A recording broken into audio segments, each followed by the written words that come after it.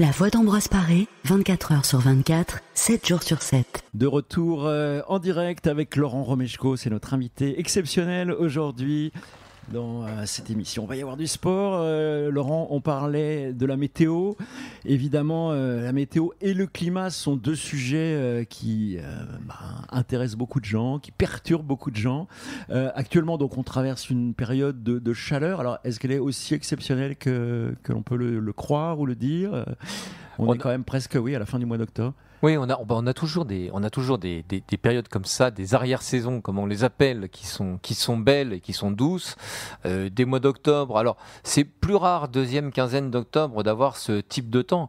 Là, cet après-midi, sur l'Aquitaine, il va y avoir du 31, 32 degrés, du côté d'Agen, de Auch.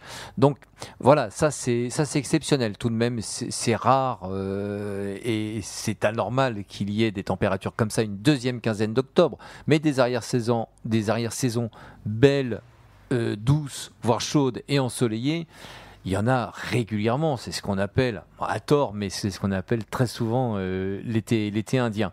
Mais voilà, on est tout de même sur une séquence qui dure maintenant depuis pas mal de temps, d'anomalies.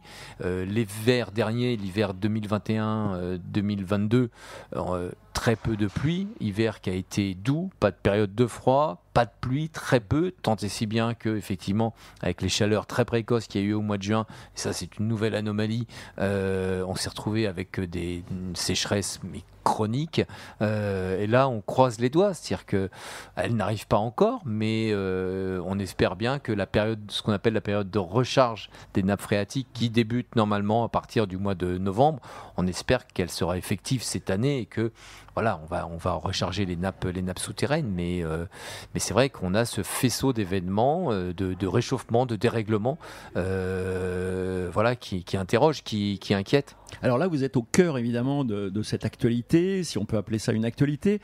On va dire qu'on est tous victimes, si on peut le dire quand même, victimes de ce réchauffement climatique, un réchauffement planétaire, on peut le dire quasiment. Au micro aujourd'hui dans le nouvel opus de mon émission Le piano et la voix d'Ariane, avec la voix d'Ambroise Paré, la radio des patients, nous allons écouter différentes œuvres musicales de styles, d'époques différentes et parcourir ensemble des continents inattendus.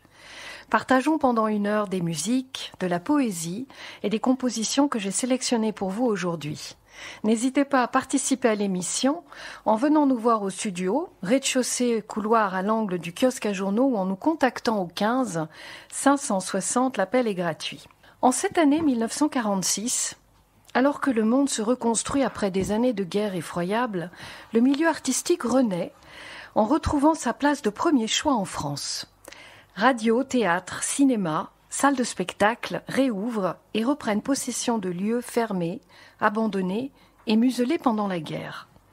Les artistes retrouvent la scène et leur public.